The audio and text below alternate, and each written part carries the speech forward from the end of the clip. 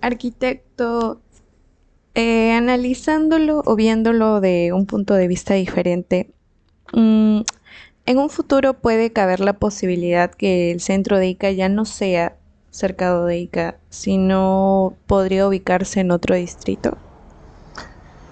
Otro de los distritos, por ejemplo, potenciales es Parcona y Tinguiña, ¿no? Pero Parcona ya no da más para crecimiento horizontal. Está ya casi edificando y creciendo horizontalmente en su colindancia con los Aquijes, que es las únicas zonas que ya le quedan de disponibilidad, ¿no? Están, por ejemplo, las habilitaciones de Los Pinos, si no me equivoco, una que está de Yaxta, y hay otra más.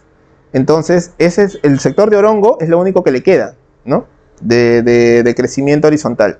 Parcona es un distrito súper pujante, en realidad a nivel económico, a nivel de actividad, y creo yo que podría optar ya por el crecimiento vertical, ¿no? Porque ya no da más. En la Tinguiña también sucede lo mismo. En la Tinguiña ya tienen hasta incluso una tienda a precio 1 que es del mismo nivel que la que tenemos aquí en el Cercado. Y funciona muy bien, ¿no? Tiene muchos años de vigencia. Entonces ya está pidiendo, la propia dinámica de la ciudad está pidiendo que ya el crecimiento se verticalice un poco, que ya empiecen a, como se dice, optar por utilizar los aires. Ya las habilitaciones en la Tinguiña también solo nos queda, si no me equivoco, Villa Club, y hay unas que otras más que se me está pasando su nombre, pero es lo único. Entonces ya no hay más también para dónde crecer, porque lo demás también ya son zonas de alto riesgo.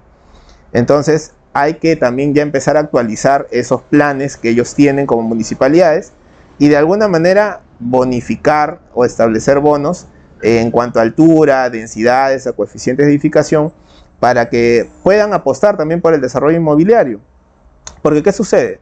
Que los dispositivos actuales, como el decreto 012, por ejemplo la normativa de habilitaciones y de edificaciones, existen reglamentos especiales, pero por ejemplo para Lima y Callao, Lima metropolitana. ¿Por qué? Porque ya también su crecimiento ya no da para horizontalidad, tienen que dar bonificación vertical. Y solo así van a poder romper un poco con el esquema.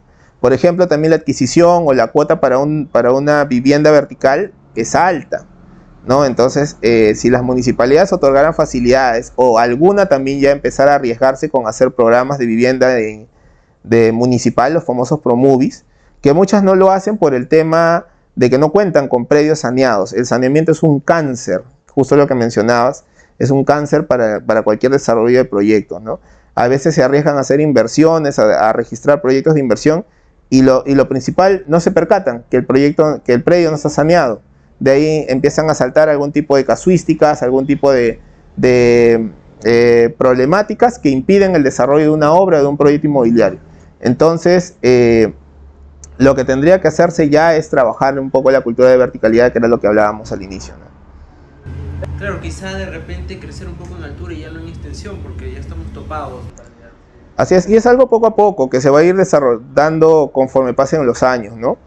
Por ejemplo, la primera edificación, digamos, esbelta que pudimos ver es la de la caja municipal, perdón, de la caja rural Señor de Luren, en pleno centro de la ciudad, ¿no? Que hasta ahorita está sin uso ese edificio. Y ahora, por ejemplo, ya tenemos obviamente el Seguelipay, UTP, la propia SUNAT, ¿no? SUNAT también se arriesgó a hacer 5 pisos, que era algo que en su momento no se tenía, digamos, previsto, ¿no? Lo más que hemos visto es las torres, bueno, los proyectos de vivienda masiva, que son las torres que se han desarrollado, por ejemplo, en San Joaquín. Así es, en Manzanilla, también la propia unidad vecinal, que en su momento pudo haber tenido una mayor cantidad de pisos y haber un poco densificado, ¿no? Pero sucede que a veces tenemos esa cultura de que en Ica solo se puede construir hasta 4 pisos y eso es todo. Pero así es algo que se tiene que ir rompiendo poco a poco conforme trasladen las experiencias. No, porque, por ejemplo, no hemos escuchado a una persona que viva en un quinto, en un sexto o en un séptimo piso y que te comente su experiencia. Porque muchos dicen, no, ahí es donde más se va a sentir, por ejemplo, un sismo. Ahora con la tecnología que hay ya no es ese tipo de ideas válida, ¿no? Y eso es algo que poco a poco se tiene que ir rompiendo y promover también la inversión privada que apueste por ese tipo de proyectos. Claro, porque hay mucha tecnología constructiva que apoya en ese tema, ¿no? Por ejemplo, en los países del primer mundo, imagínense esos edificios súper grandes que tienen, ¿no? De tanta extensión, y allá tranquilos. Y acá vivimos horrorizados por el tema de... E incluso algunos le llaman... también me había percatado que algunos ingenieros dicen el tema de las construcciones antisísmicas. Antisísmicas. Pero yo me quedo paralizado cuando dicen antisísmicas, porque en realidad no deberían de llamarse antisísmicas, porque igual el sismo va a ocurrir y no sería antisísmica, porque sería que no va a ocurrir en ese lugar, ¿no? Entonces debe de ser, en ese caso... El término está errado, ¿no? El término está errado. Las construcciones son sismo resistentes. Sismo resistente. Correcto. Son sismos resistentes, ¿no? O sea, nadie dice que si pasa un sismo no va... O sea, se va a sentir, incluso así tengas aisladores sísmicos, que es la última tecnología que hay, se va a sentir el movimiento, porque justamente tiene que haber la transmisión de energía.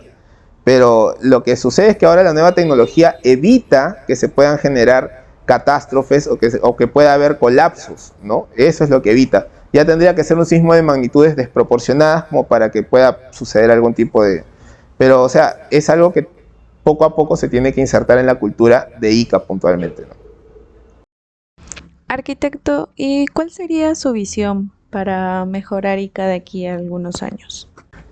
En realidad, la ciudad ya requiere de una intervención un poquito más fuerte en el tema urbanístico, y yo creo que hay que darle un poco más de énfasis a lo que es el saneamiento físico legal, ¿no? En una ponencia, recuerdo, en la Universidad San Luis Gonzaga, yo hablé de que la realidad es distinta en diversos asentamientos humanos, por ejemplo, ¿no? Empezando por el sector, digamos, más vulnerable.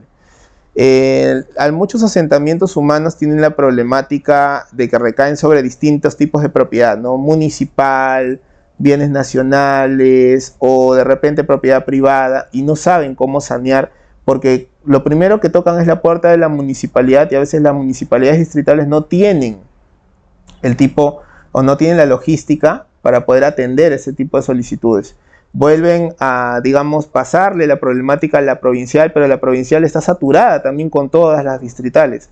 Entonces yo considero que el haber aprobado esa ley que faculta a las distritales para poder hacer procesos de formalización es irreal en cuanto a temas de logística. Está bien, sí, conocen su realidad, conocen el sector, pueden sanear, pero lamentablemente no tienen la capacidad, el personal es limitado. Entonces, para poder implementar ese tipo de leyes, debieron haber implementado mayor presupuesto, destinar una partida presupuestal para eso, ¿no? Esa es una de las principales cáncer que afectan a todos los sectores de la ciudad, digamos, la informalidad, ¿no? Y poder hacer buena planificación sobre la formalización de terrenos. COFOPRI, por ejemplo, no puede intervenir en muchos sectores porque no tienen ni siquiera zonificación. Me preguntabas justo de Yauca, de Los Molinos, y ellos justamente no tienen formalización por eso, porque no están planificados. Son sectores rurales, sí es verdad, pero sí necesitaban tener un instrumento de gestión urbana que les permita a la entidad formalizadora ampararse en ello y poder titular. Como sucedió en Tierra Prometida. Si nosotros no hubiéramos apostado en su momento por hacer 2 planes específicos, no se hubieran saneado ni titulado muchos sectores que hoy en día ya tienen un título de propiedad. Entonces, recién sobre la formalización se puede hablar ya de atacar la problemática, porque ya tienes en claro cuáles son tus sectores donde puedes, digamos, regular, o donde puedes de alguna manera establecer parámetros para poder crecer. Entonces, yo en una visión de ciudad, digamos, en un horizonte de 10 años, lo primero que haría es trabajar agresivamente el tema de formalización de la propiedad, y conjuntamente trabajar el tema de gestión urbana a través de instrumentos de planificación para cada sector. Claro, sí, justamente, arquitecto. ¿Qué mensaje le daría usted a los jóvenes de ahora que están interesados por la arquitectura o que están en formación? Mejor dicho, los estudiantes. Yo les aconsejaría algo en realidad que hace poco he detectado. Lamentablemente la pandemia dejó una mala experiencia, o no, digamos una mala costumbre con el tema de la virtualidad, ¿no? Ahora está prohibido, claramente, la SUNEDU ha prohibido tácitamente la virtualidad, pero ha dejado, por ejemplo, una formación muy orientada hacia lo mecánico y automático, ¿no? Entonces se ha dejado de lado, por ejemplo, disciplinas como el dibujo, disciplinas como el diseño a mano alzada, que en su momento han permitido poder solucionar y poder tener una mejor visión, estrategias y demás sobre los proyectos arquitectónicos. Yo considero que, a pesar de que, digamos, dentro de la currícula no se tenga establecido poder desarrollar actividades de dibujo y de diseño a mano alzada, de alguna manera los estudiantes pueden recuperarlo, ¿no? No tanto utilizar la tecnología, porque la tecnología es buena siempre y cuando se use dentro del porcentaje adecuado y también la presentación adecuada, ¿no? Un arquitecto que sabe planificar sin necesidad de utilizar un programa es mucho más estratega que un arquitecto que utiliza un programa para resolver, ¿no? Son diferentes escenarios y diferentes capacidades que puede desarrollar un arquitecto dentro de. Arquitecto, ¿y cómo podríamos aumentar el mercado de diseño de interiores o arquitectura retail en la ciudad de Ica? Lo que sucede es que en el caso de la arquitectura de tipo retail es un poco complicado, es una disciplina muy poco conocida en Ica, ¿no? Muy pocos arquitectos la desarrollan porque, bueno, en realidad es porque no se tiene a veces esa formación, incluso, no es algo que tendrías que experimentarlo y en otra provincia. Pero se puede crear una cultura de ese tipo, ¿no? O sea, ¿cómo crearla? A través de los emprendimientos de los propios arquitectos, ¿no? Hay algunos arquitectos que se dedican, por ejemplo, a lo que es venta de artículos o de acabados para interiores. Entonces ya se está definiendo un parámetro o se está definiendo, digamos, una tendencia a través de la cual un propietario de un negocio, de una vivienda o de algo, ya lo vea como algo un poco más elaborado, más específico y más, digamos, especializado, ¿no? Porque el retail es eso, es especialidad sobre una determinada superficie. Entonces, al tener en claro esto, ya se puede tener, digamos, un abanico de proyectistas, de contratistas o de proveedores que trabajen con este tipo de arquitectura. Por ejemplo, ¿qué sucede con algunas tiendas? Contratan a un arquitecto, pero el arquitecto tiene, digamos, una limitación en cuanto a los materiales, ¿no? Dice, ya, yo quisiera poner esto, poner aquello, pero cuando van a la tienda no encuentran lo que justamente estabas proponiendo. Entonces es ahí donde nace la necesidad de crear el retail, pero el retail no funciona solo, el retail funciona a través de proveedores. ¿Y qué mejores proveedores que los propios arquitectos, que son los que plantean ese tipo de proyectos? Y se vuelve algo modular, ¿no? Se vuelve algo modular. Ya, por ejemplo, adquieres una luminaria y ya la encuentras en diversas formas, en diversos, acomodada, por ejemplo, al espacio que estás diseñando. Y también encuentras, por ejemplo, proveedores que desarrollen luminarias de tipo personalizada, ¿no? Si haces una proyección, porque a veces, ¿qué pasa? Que tú como arquitecto proyectas, digamos, ya, sigamos en el ejemplo de la luminaria, proyectas una luminaria, no sé, dices que quieres que la luminaria tenga forma de espiral en el techo, un ejemplo, ¿no? ¿Cómo la haces? Si vas a una tienda por departamento aquí y no encuentras absolutamente nada que se le parezca, vas a tener que buscar a alguien que desarrolle ese tipo de actividad. Y vas a una electrónica y tampoco te lo desarrollan, porque dicen, no, yo solo te vendo los materiales. Entonces es ahí donde necesitas a un arquitecto que maneje el tema de luminarias y que tenga el personal adecuado para dirección y para instalación. Así funciona el retail, ¿no? A través de necesidad, proveedor, contratista. Esa es su finalidad. Arquitecto, usted nos comentó que había trabajado en la municipalidad muchos años. ¿Cuál cree usted que ha sido su mayor aporte en esta etapa? Creo que mi proyecto de mayor aporte y uno de los más álgidos que tuve ha sido con ICA. Nosotros trabajamos fuerte con el tema de la formalización de la propiedad. Desde planificación urbana, donde hicimos, desde el plan de desarrollo urbano que estuvimos participando activamente del equipo de formulación, hasta los planes que se desarrollaron, ¿no? El plan específico de Tierra Prometida número 1, el plan específico número 2, se aprobó también el plan maestro del ambiente urbano monumental de Huacachina, el plan específico del sector de las Torres del Mantaro, que bueno, hoy en día ya está formalizado, tiene sus títulos de propiedad. En el sector de Tierra Prometida se trabajó sobre las 49 hectáreas que pertenecían al gobierno regional, sectores municipales, hoy continúan trabajando en otros sectores donde también desarrollamos zonificación. Y eso fue uno de digamos, de los aportes más fuertes que tuve como urbanista dentro del sector dentro de ICA Cercado como funcionario público, ¿no?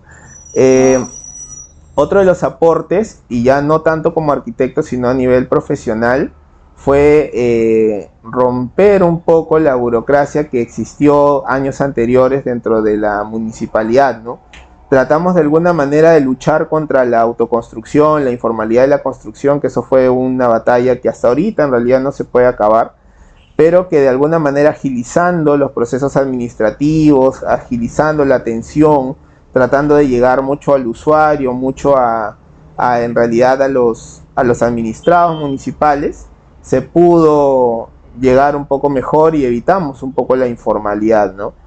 Permitimos que de alguna manera los trámites pudieran obtenerse de manera más rápida, que se rompiera ese esquema de que la municipalidad es demorona, que es burocrática, que hay trabas. De la gestión se eliminó ese término de las trabas, ¿no? Porque fue en realidad un problema bastante fuerte que tuvimos durante la asunción del cargo y durante el desarrollo y el ejercicio municipal, ¿no? Otro aporte que hemos tenido, por ejemplo, es promover la inversión privada. Nosotros tuvimos diferentes proyectos que desfilaron por el espacio municipal, a través del cual se buscaba hacer inversiones privadas en diversos sectores, ¿no? Más que todo en el desarrollo inmobiliario, que era una de las principales, digamos, gestiones administrativas por las que pasa la sugerencia de obras privadas y catastro, y apoyamos en ese sentido, ¿no? Para poder agilizar, para que puedan de alguna manera mantener en orden y mantener la formalidad de los procesos administrativos de construcción, ¿no? Y también promovimos lo que es el ordenamiento en el proceso constructivo, ¿no? A través de los inspectores municipales de obra, que en realidad brindaron todas las facilidades para poder contar con su control y su supervisión y pudieran garantizar un proceso constructivo válido, ¿no? Porque en realidad en el pasado no se hablaba mucho de los inspectores municipales de obra, pero hoy en día forman parte de un proceso de construcción que le permiten al propietario garantizar que su proyecto esté acorde con la normativa, esté acorde con los parámetros técnicos y con la propia ingeniería del proyecto, ¿no? Arquitecto, y como una pregunta más personal, ¿cuál es su filosofía de vida y qué frase lo define a usted? Yo siempre utilizo dos frases. Una, digamos, muy chacotera, que es la de sin miedo al éxito, y la otra es querer es poder. Yo siempre he utilizado esas dos frases porque en realidad para correr riesgos no hay que tener temor, ¿no? Y siempre, si tú haces las cosas bien, las haces sin hacerle daño a nadie, sin perjudicar a nadie, de alguna manera el éxito siempre se va a garantizar. Podrás tener 1000 trabas, podrás tener, digamos, tropiezos, se te podrán generar enemigos, se te podrán generar diversos tipos de situaciones que van a tratar de entorpecer alguna gestión o alguna meta que quieras lograr, ¿no? Pero si lo realizas a conciencia y más que todo sin perjudicar a nadie, y tu intención es el bien común por encima del bien propio, el éxito se garantiza a través de eso. Solamente es autodidacta, ¿no? No necesitas en realidad tener algún tipo de clave o eso, ¿no? Y si por ahí algo te salió mal, el mismo tiempo se va a encargar de que todo llegue a su lugar y que te den las herramientas para poder continuar algo que en algún momento pensaste que se podía quedar ahí, ¿no?